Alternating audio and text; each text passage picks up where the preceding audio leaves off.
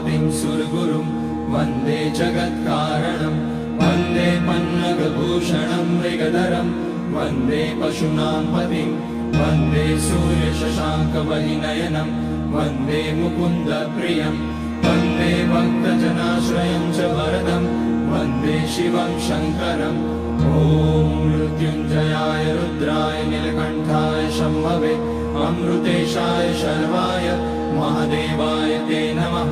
नमस्तेऽस्तु भगवन् विश्वेश्वराय महादेवाय त्र्यम्बकाय त्रिपुरान्तकाय त्रिकाग्निकालाय कालाग्निरुद्राय नीलकण्ठाय मृत्युञ्जयाय सर्वेश्वराय सदाशिवाय श्रीमान् महादेवाय नमः। ॐ नमः शम्भवाय च मयोभवाय च नमः शङ्कराय च मयस्कराय च